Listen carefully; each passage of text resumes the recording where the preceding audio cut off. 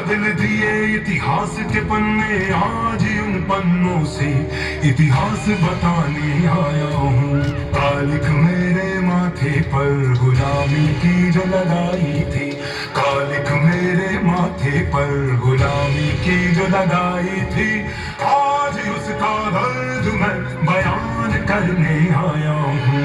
संस्कार संस्कृति और संघर्षों से कैसे बना मैं अपनी गाथा सुनाने आया हूँ। संस्कार संस्कृति और संघर्षों से कैसे बना मैं अपनी गाथा सुनाने आया हूँ। मैं हिंदुस्तान, मैं भारत हूँ, मैं हिंदुस्तान, मैं भारत हूँ। नमस्कार, मैं भारत हूँ। मुझे वेदों की ऋचाओं ने जन्मा है, मुनियों की तपस्या से मेरा लालन पालन हुआ है। मेरे परिचय के लिए इतना ही पर्याप्त है कि अमृत स्वरूपा गंगा मेरी माँ है। मैं ऋषियों के आश्रम और उनके ज्ञान के बीच में पला हूँ। युग पुरुषों की उंगली थाम के चला हूँ और संघर्षों की प्रचंड अग्नि में जला हूँ। मेरे इतिहास का पहला पन्ना तब लिखा गया था जब मनुष्य ने समय को दिन और तारीखों में बांटना नहीं सीखा था। 10,000 वर्ष पहले मेरा खाका बनना शुरू हुआ। लेकिन इतना पुराना इतिहास सिद्ध करने के लिए आज मेरे पास वो पर्याप्त कागज या कह लीजिए कि वो अवशेष नहीं है। लोग सवाल उठाते हैं कि सिंधु घाटी सभ्यता को तो 3400 साल ही हुए हैं, फिर मैं 10,000 वर्षों के इतिहास का दावा क्यों करता हूं? मैं क्या उत्तर दूं उन इतिहासकारों को जो ईंट पत्थरों की गवाही के बिना गूंगे हो जाते हैं। 3400 साल के इतिहास के अवशेष तो उन्हें दिखते हैं, लेकिन 5000 वर्ष पहले कुरुक्षेत्र में शस्त्र त्याग चुके अर्जुन को गीता का ज्ञान देते कृष्ण नहीं दिखाई देते।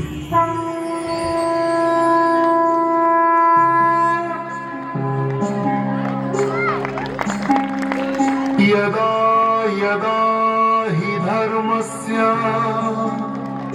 ग्लानिर्भवति भारत, अभ्युत्थानं धर्मस्य तदात्मानं सृजाम्यहम्। परित्राणाय साधूनां विनाशाय च दुष्कृतां, धर्म संस्थापनार्थाय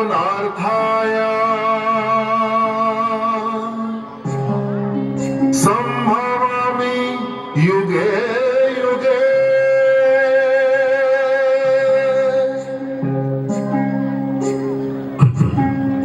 हे तात, जब जब धर्म की हानि और अधर्म की वृद्धि होती है, तब तब मैं अपने रूप को रचता हूं, अर्थात साकार रूप में लोगों के सम्मुख प्रकट होता हूं। साधु पुरुषों का उद्धार करने के लिए, पाप कर्म करने वालों का विनाश करने के लिए और धर्म की स्थापना के लिए मैं युग युग में प्रकट हुआ करता हूं। 7,000 वर्ष पहले सरयू के तट पर सूर्य को अर्घ्य देते श्री राम नहीं दिखाई देते। ओम सूर्याय नमः। ओम आदित्याय नमः। ओम भास्कराय नमः।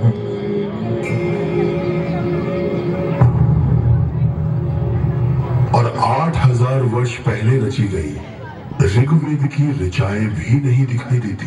हरे ओम स्वस्ति न इन्द्रो भेदश्रवाः स्वस्ति न पूषा विश्ववेदाः स्वस्ति नस्तारक्षो अरिष्टनेमिः स्वस्ति नो बृहस्पतिर्दधातु ॐ पयः पृथिव्यां पयः ओर्ध्वधिघुपयो दिव्यन्तरिक्षे पयोधाः पयस्वदेः प्रदिशः सन्तु मह्यम् ॐ विष्णोररागमसि विष्णोः श्रोत्रे स्थो विष्णोः स्योरसि विष्णोर्ध्रुवोऽसि वैष्णवमसि विष्णवे त्वा ॐ भक्तिर्थे।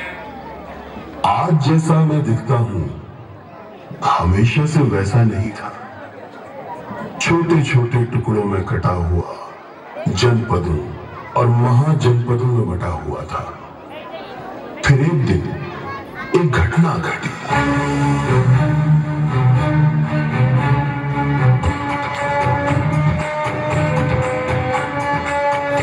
एक दिन एक घटना घटी, उसके अहम पे चोट लगी। घटना ने एक विद्वान को जन्म दिया। उसने अपनी शिखा खोल दी, अपनी वाणी में हर वो बात बोल दी जो मैं सुनना चाहता था। उसने सब पाखंड खोल दिए और मैं अखंड बना, और मैं अखंड बना। मैं हिंदुस्तान, मैं भारत, मैं हिंदुस्तान, मैं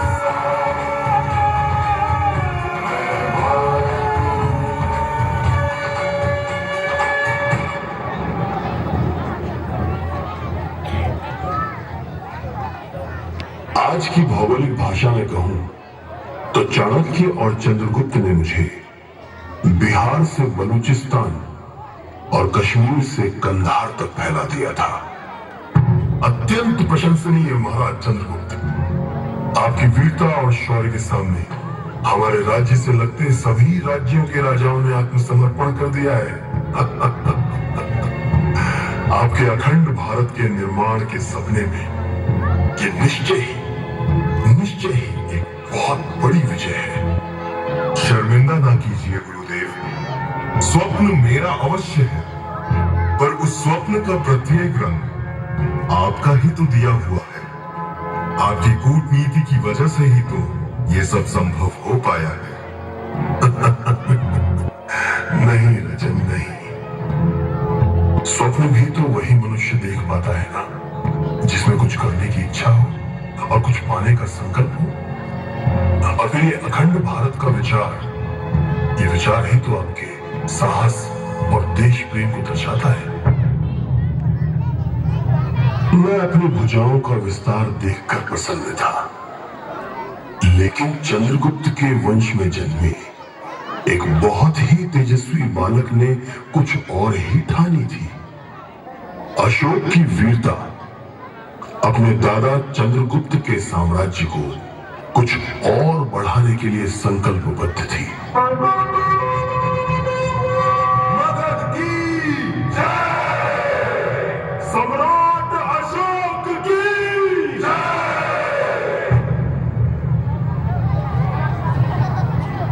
गुरुदेव, न जाने क्यों मुझे कुछ अधूरा सा लगता है। लगता है जैसे मेरे पूर्वजों का कोई कार्य अभी अधूरा है। मेरे स्वप्न में प्रतिदिन देश को अखंड बनाने का विचार आता है। लगता है इस देश की भुजाएं अभी खुली नहीं हैं, उन्हें खोलना शेष है। अवश्य ही सम्राट अशोक, भारत राष्ट्र अभी भी खंडित है और इसे अखंड बनाना न सिर्फ तुम्हारे पिताश्री बल्कि तुम्हारे दादा महान चंद्रगुप्त का भी स्वप्न था। परंतु याद रहे सम्राट, यह अभियान तुम्हें बहुत से रक्तपात और मृत्यु का दोषी भी बना सकता है, किंतु इतिहास इस बात का भी साक्षी रहेगा कि भारत में तुमसे बड़ा वीर और कोई नहीं था। तुम चक्रवर्ती सम्राट अशोक के नाम से पुकारे जाओगे।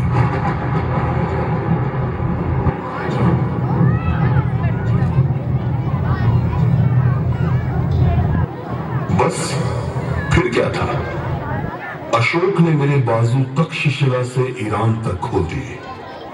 मेरा विस्तार पूरे विश्व को अचंभित कर रहा था, भौगोलिक और आध्यात्मिक दोनों रूपों में।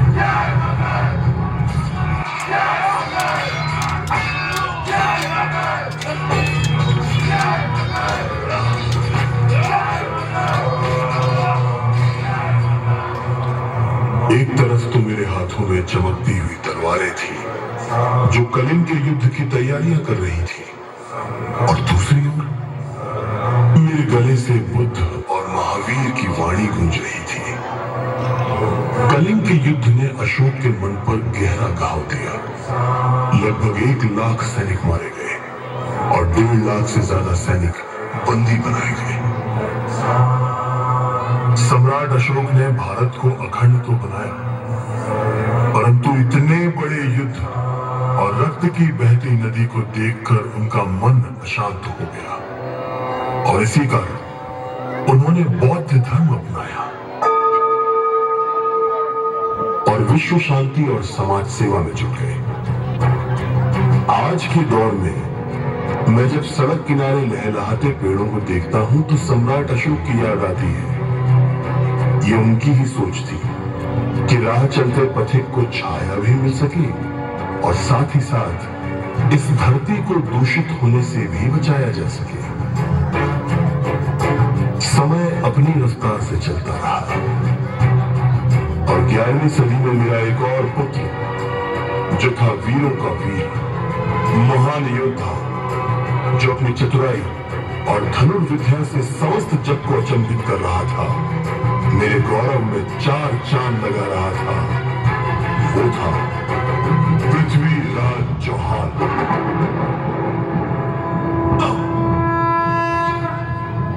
पर दुश्मनों की नजरें तो हमेशा से ही भारत की एकता और अखंडता पर थी।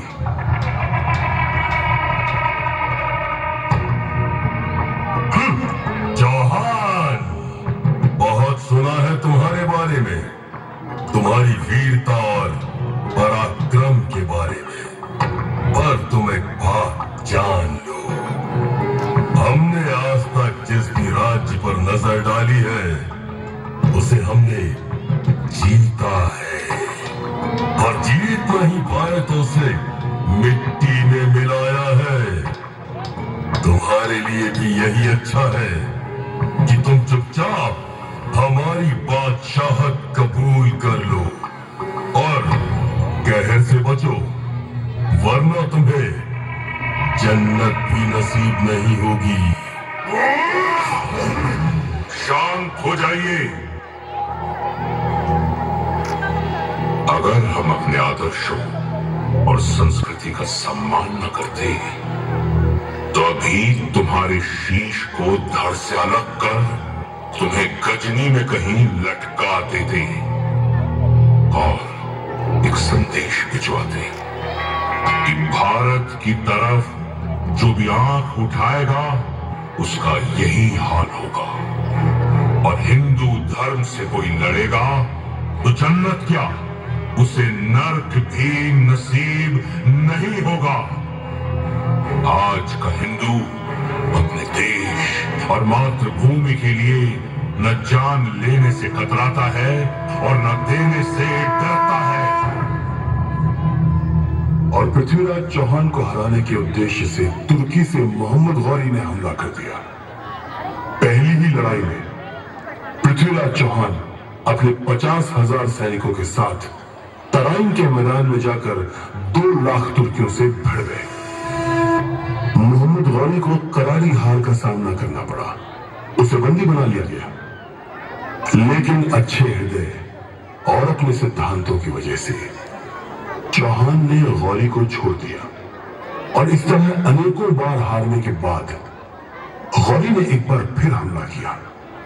और उस वक्त लड़ाई में राजा जयचंद ने समझौता तोड़ दिया और गौरी के साथ मिलकर पृथ्वीराज चौहान को हरा दिया, जिसके बाद पृथ्वीराज को बंदी बनाकर गौरी अपने साथ गजनी ले गया और अपने अपमान का बदला लेने के लिए उसने पृथ्वीराज की दोनों आंखें फोड़ दी। इस बात की खबर मिलते ही पृथ्वीराज चौहान के दोस्त चंद्रबरदाई गजनी जा पहुंचे और गौरी से आग्रह कर चौहान से मिले, जहां उन्होंने गौरी को मारने की योजना बनाई। तुम लोगों की कोई आखिरी इच्छा? मैं एक कविता सुनाना चाहता हूं। एक आखिरी बार एक वीर की भांति धनुष और तीर हाथ में पकड़ना चाहता हूं।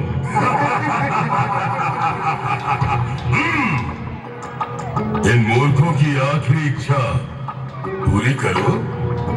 बस फिर क्या था, शब्द भेदी बाण चलाने में माहिर राजा पृथ्वीराज चौहान ने हाथ में तीर और कमान एक वीर की भांति पकड़ ली और उनके मित्र चंद्रबरदाई ने उन्हें इशारा किया। 4 हाथ 24 गज अंगुल अष्ट प्रमाण, दाव पर है सुल्तान, मत चूको चौहान। इतना सुनते ही चौहान ने तीर चलाया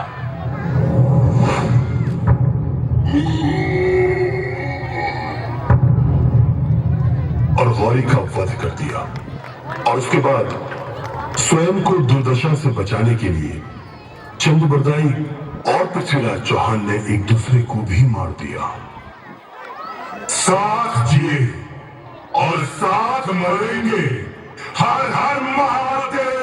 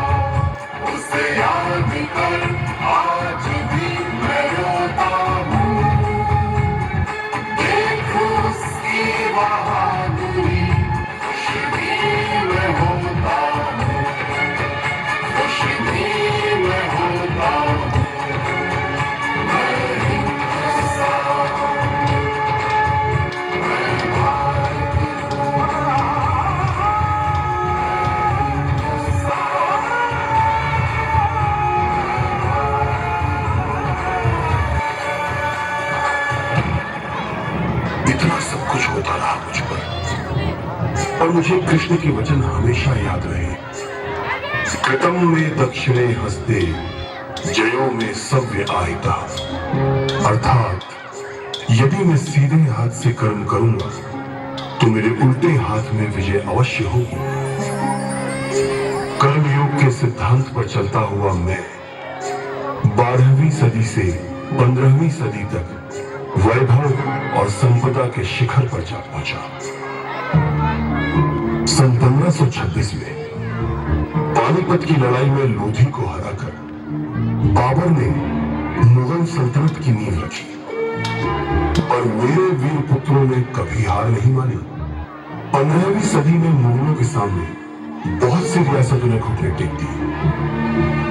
हेमू को हराने के बाद अकबर का दिल्ली पर कब्जा हो गया और उसके मन में अभी भी एक पीड़ा थी, क्योंकि उस वक्त बहुत से राजपूताना राजा मुगलों के सामने झुकने को तैयार नहीं थे।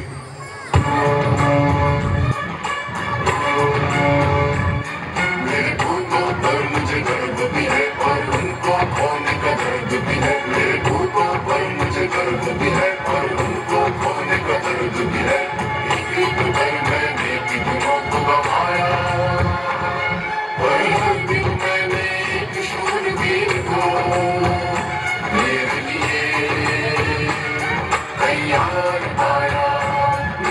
लिए तैयार आया। चेतक जिसका घोड़ा था रण में बहुत वो दौड़ा था। चेतक जिसका घोड़ा था रण में बहुत वो दौड़ा था।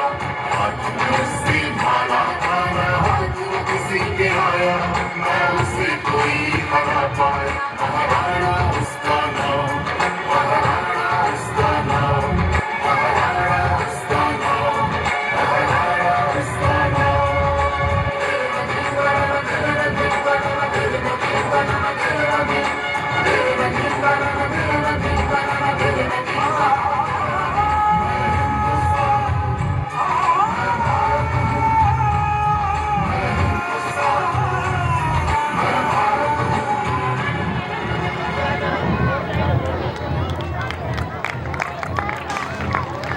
मई 1540 को जन्मा एक बालक बचपन से ही अत्यंत बलशाली और पराक्रमी था। 7 फुट 5 इंच लंबा पहलवानों सा शरीर, 81 किलो का भाला, 72 किलो का कवच, 27 किलो की तलवार और हवा की रफ्तार से दौड़ता घोड़ा चेतक, जिसे अकबर कभी झुका नहीं पाया। मान सिंह, हमारे अनेकों प्रयासों और जत्नों के बाद भी ये प्रताप झुकता क्यों नहीं? उसका हर बार का मना कर देना हमारे स्वाभिमान पर चोट कर रहा है। मान सिंह, जाओ और प्रताप को हराकर गुलाम बनाकर हमारे सामने पेश करो। तक लिया।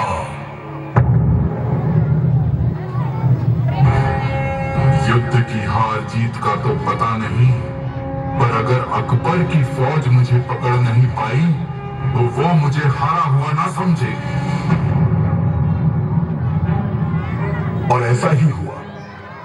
मानसिंह 10,000 सैनिकों के साथ महाराणा को पकड़ने के लिए निकल पड़ा। उस दिन का युद्ध तो वो जीत गया, पर वो जीत निरर्थक थी, क्योंकि महाराणा प्रताप को वो बंदी न बना सका। महलों के आराम में अकबर की नींद उड़ी हुई थी और उधर महाराणा प्रताप जंगल में घास की रोटी खा रहे थे। अनेकों प्रयासों के बाद भी अकबर महाराणा को पकड़ नहीं पाए। अकबर जीत कर भी हार रहा। 16वीं सदी में एक से बढ़कर एक सूरमा जन्मे। उनमें से एक था वीर शिवाजी, जिसने मराठाओं के साम्राज्य और पूर्ण स्वराज का परचम लहराया।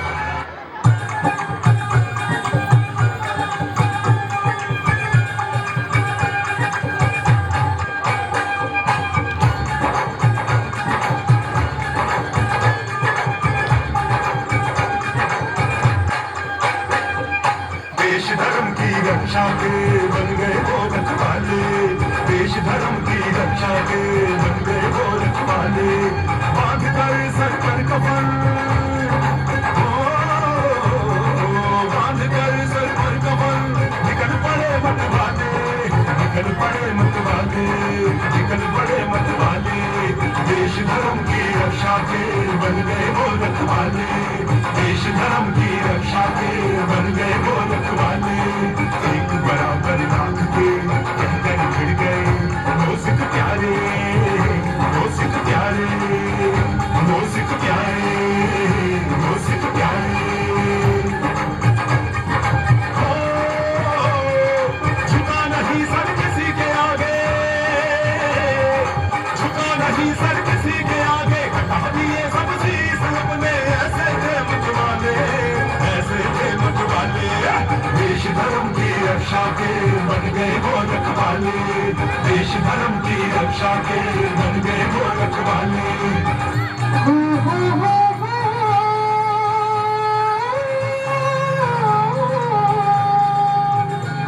नन्हे नन्हे चार साहिबजादे, झुका न सका उनको भी कोई जिंदा चुनवा दे दीवार में हाय वो मासूम प्यारे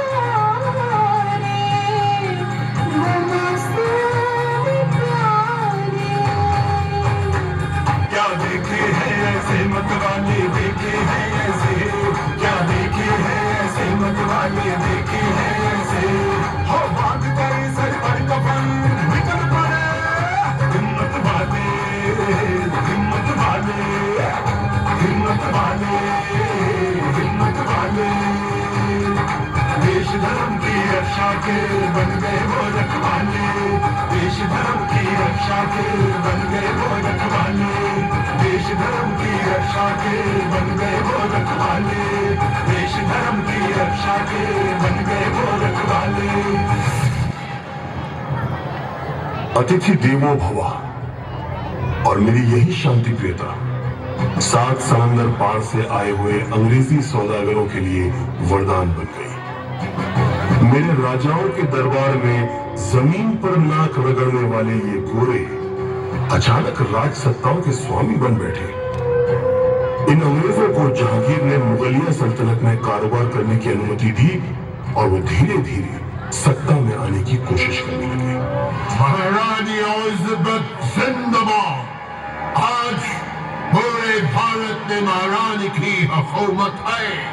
तुम्हारे बड़े बड़े राजाओं ने तुम्हारे साथ हाथ मिला दिया है और तुम्हें तुम्हारी हाल पर छोड़ दिया है। और अब से तुम जो लगान अपने राजाओं को देते थे वो अब हम तुमसे वसूलेंगे और इसके साथ ही आयात और निर्यात रेल और अफीम की खेती भी तुम्हारे अधीन होगी। अंग्रेजों ने आम जनता, किसानों और मजदूरों को परेशान करना शुरू कर दिया। उनकी नीति हमेशा से ही फूट डालो और राज करो की रही। ये रानी लक्ष्मीबाई ने तुम्हारे नाक में दम कर रखा है। अगर तुम हमें उसे हराने में मदद करोगे तो तुम हमारे दोस्त बन जाओगे और तुम्हें झांसी का राजा भी बना दिया जाएगा। आप फिक्र मत कीजिए हुजूर। अरे ये रानी तो मेरे भी रास्ते का कांटा है, इसे तो मैं भी निकालना चाहता हूँ। और आपका दोस्त होना मतलब आराम की जिंदगी।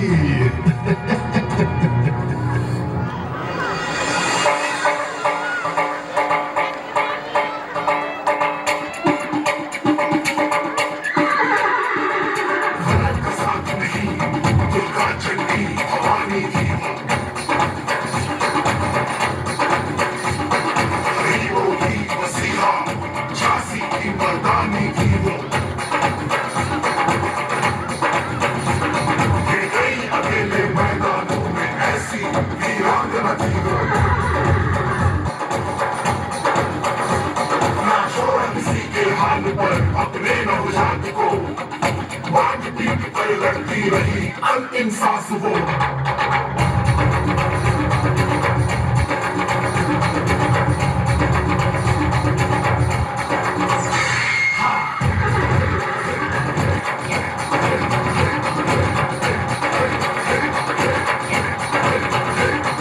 जीत भी जाती अगर न देंगे अपने ही धोखा। खूब लड़ी और हार हुई झांसी वाली रानी है, झांसी वाली रानी है, झांसी वाली रानी है। अब आजादी की लड़ाई ने एक आग का रूप ले लिया था, जिसने पूरे देश में हर इंसान के जमीर को ललकारना शुरू कर दिया। अब बच्चा बच्चा देश की आजादी में अपना रक्त बहाने को तैयार था। लेकिन देश में माताओं ने कुछ ऐसे भी लाल पैदा किए थे जो रंग दे बसंती गा के मेरे लिए फांसी के तख्ते पर छू गए। आजाद तुम चारों तरफ से घेर चुके हो अपने आप को हमारे हवाले कर दो अदरवाइज अंजाम भी तुम अच्छे से जानते हो अरे हट, तू क्या मुझे पकड़ेगा? ये आजाद आया था और आजाद ही जाएगा।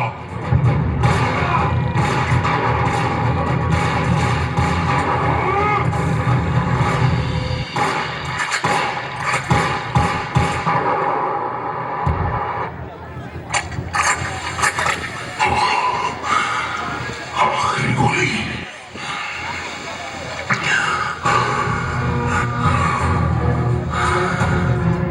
धरती मैया मुझे माफ करना मैं बस कितनी ही तेरी सेवा कर पाया वंदे मातरम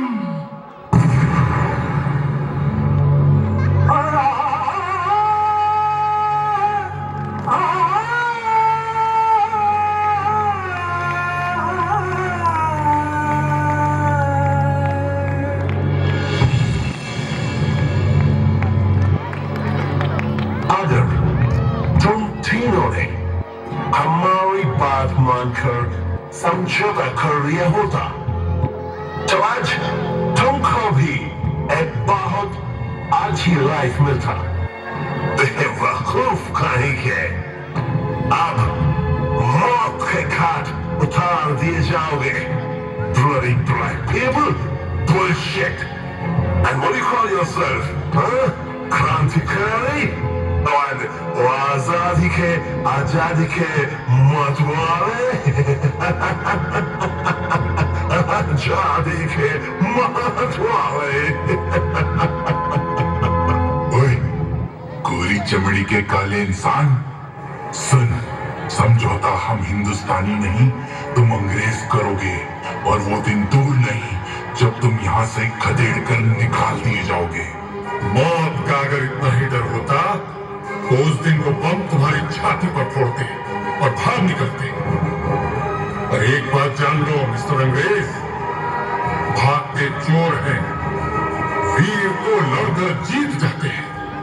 अरे गुरु छोड़, क्या बता रहा है इसे? इसकी समझ में कुछ नहीं आएगा। ये तो अब भी यही सोच रहा होगा कि इन्होंने हमें पकड़ लिया। इसकी एक गलत फहमी दूर किए देते हैं। तो एलिजाबेथ के कुत्ते सुन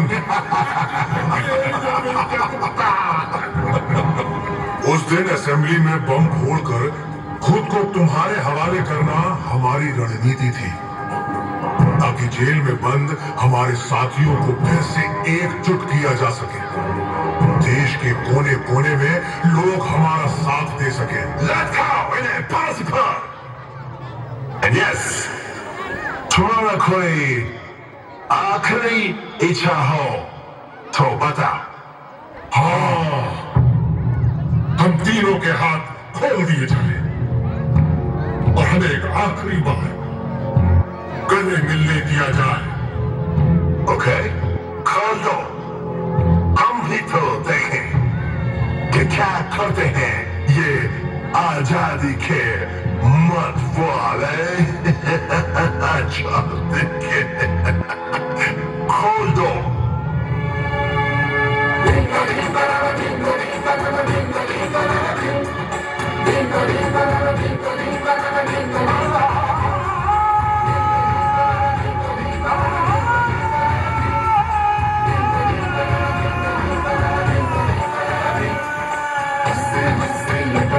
फांसी के तख्ते पर कल भी उनके चेहरे पे कोई अफसोस न था।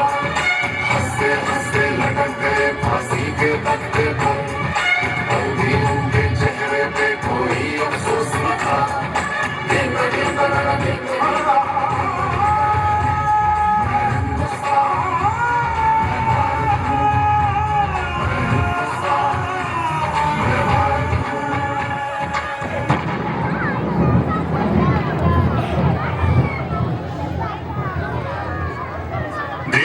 आजादी की लड़ाई कोई एक नहीं लड़ सकता। इसके लिए हमें एक होना होगा और एक फौज बनकर लड़ना होगा। मेरा हर नौजवान से वादा है, तुम मुझे खून दो, मैं तुम्हें आजादी दूंगा। जय हिंद, जय हिंद, जय हिंद।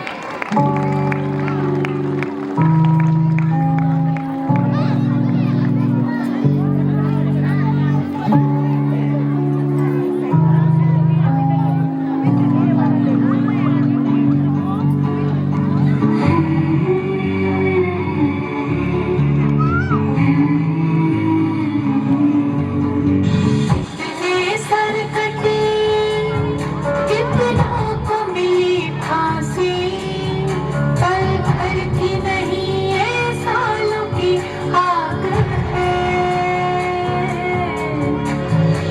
कितने सर कटे, कितनों को मिली फांसी, पल भर की नहीं ये सालों की आग है। बेदाग नहीं ये खादी, हजारों के खून के इसमें दाग है। अब इस देश को तुमसे आस है। अब इस देश को तुमसे आस है। माँ बनी रहे, चाहे जान मेरी रहे ना रहे, शान तेरी माँ बनी रहे, चाहे जान मेरी रहे ना रहे। रानी लक्ष्मीबाई, मंगल पांडे, सुभाष चंद्र बोस, लाला लाजपत राय, भगत सिंह, राजगुरु, सुखदेव, आजाद, उधम सिंह, तात्या टोपे, राम प्रसाद बिस्मिल, अशफाक उल्ला खां, बाल गंगाधर तिलक, विनायक दामोदर सावरकर, डॉक्टर सर्वपल्ली राधाकृष्णन, सर छोटूराम, शेर नाहर सिंह, राव तुलाराम, चौधरी देवीलाल, लाल बहादुर शास्त्री, सरदार वल्लभ भाई पटेल और भी न जाने कितने क्रांतिकारियों ने देश के लिए अपनी जान दी। आइए हम उन सबको नमन करते हैं और ये वादा करते हैं कि उनकी कुर्बानी से जो आजादी मिली उसको हम व्यर्थ नहीं जाने देंगे। देशभक्ति, देश प्रेम और आपसी भाईचारे की इस भावना को हमेशा कायम रखेंगे।